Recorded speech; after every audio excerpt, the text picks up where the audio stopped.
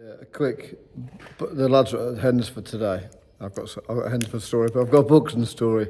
My first time at Buxton in this car when I bought it off Andy Smith. I bought it 2012 season. So my first visit to Hednesford, I was only a white top. I was only my first full year with two cars. I did 2011 with one car, 2012 with two cars.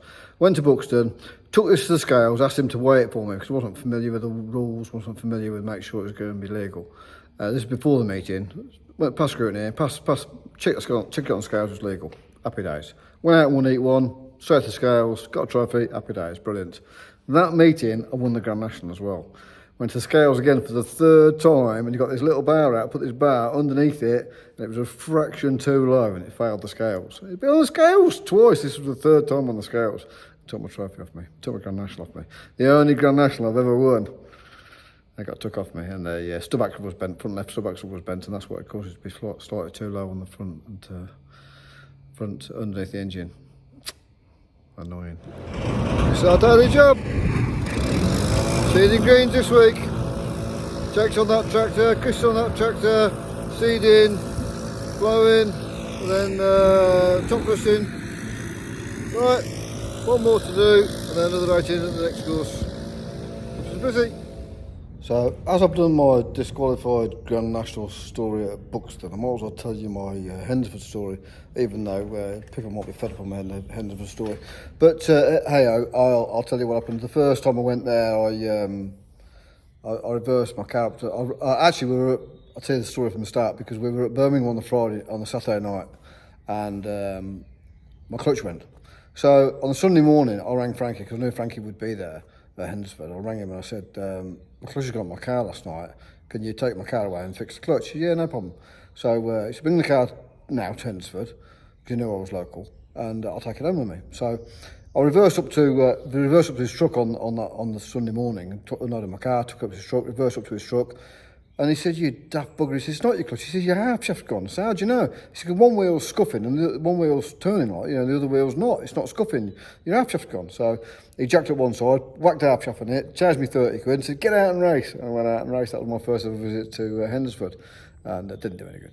My next year I ended up in first aid, and the following year I ended up in first aid. And if I remember, the fourth year I went there, I'd done a half shaft on the Saturday night at Birmingham again, because it used to be Birmingham Hednesford weekend.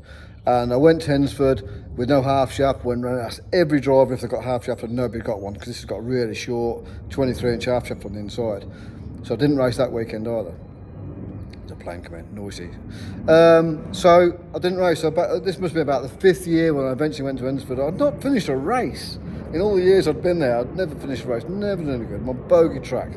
So I goes there, what must be from maybe my sixth time I've gone there. I think it was 2016 by now. And I can't remember my heat, I can't really remember, but I think I got a finish. Sixth, if I remember, something like that. And then that day I went out and won the final. That's the day I won the final. But the previous night I'd been to Birmingham and completely trashed the car, completely trashed the front end of this car. So wasn't going to race at all, decided I wasn't going to race at all, Hednesford. My bogey track, that's it, ain't going to go.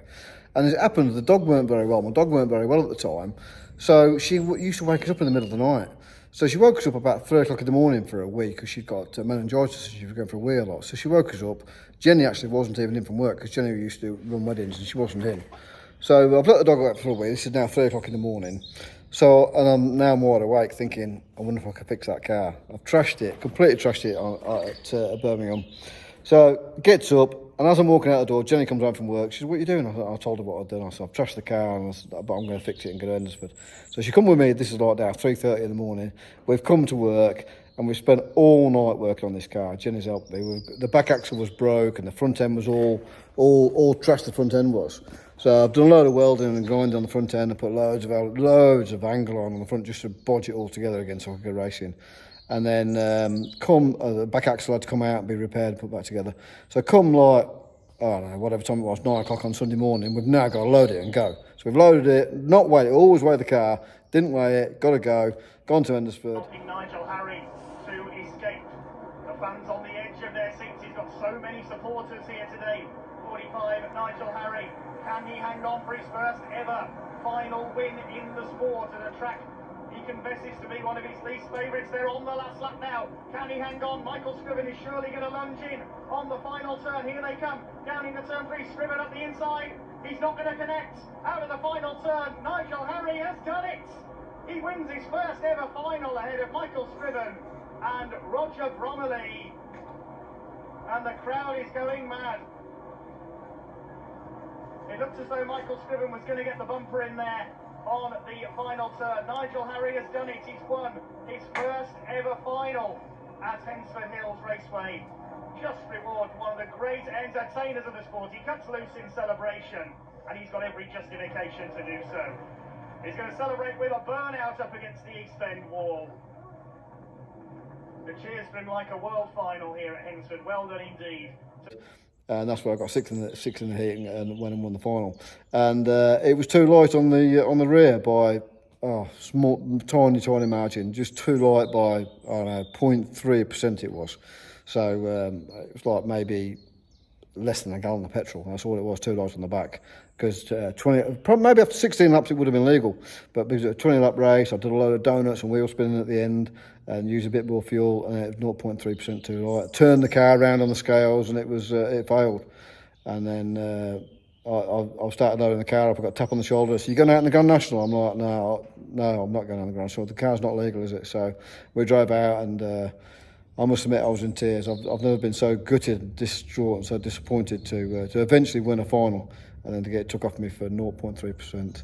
And race damage didn't count because it was from the night before and it wasn't applicable.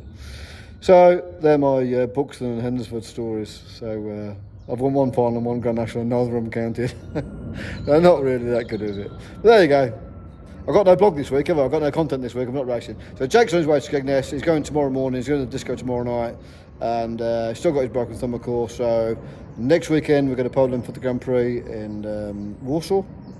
And then the following weekend, we're at King's Lynn. So see you at King's Lynn in a couple of weeks. Oh no, Johnny wants to have a go on the digger. Oh no, he's going for a drive round. We're on the lawn there, look at the state of it. Look at the mess you're making. Oh no. This wasn't a good idea, was it? Wet tarmac. I'm glad we're not at Skegness. When on wet tarmac, it's horrible. So I'm fishing, I'm on peg 23 again. I think it's about the 5th time I've drew this peg this year. 70 peg match, big match. I don't know, 500 or 600 quid for the winner, so it's a good match to win. You win your 10 peg section, you qualify for the final in November, but I qualified in January, so I've already qualified myself. So I'm fishing for fun and to win. So see how it goes. Wish me luck. I reckon I've got 44 pounds. Do ya?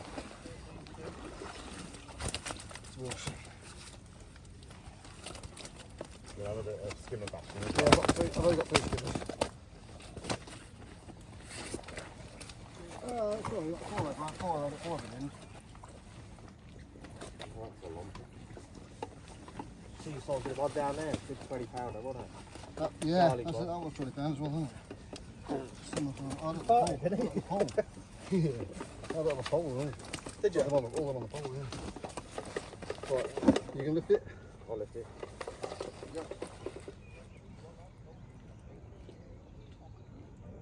What, 6'8"? 46.8. Cheers, lads. I know, mate. Thank you. If you wouldn't mind writing that down for me, what would you say? I saw I got 45 pounds, didn't I? Yeah. I'm going to start picking up. Sleeping little sucker. There you go. Beautiful. Thank you, thanks, lads. You're famous. Your face, mate. Thanks, lads. I'll put this here, Nigel, yeah? Yeah, thank you. I'll take Cheers, that back. mate. Thank you. Cheers, mate. Well done. 46.8. Good day's fishing. Well, I thought I got 45 pound there. That was close. Right, let's go drink some beer. That's it. Just a quick short blog this week, just to keep continuity going. Try and do a blog on us every Sunday morning.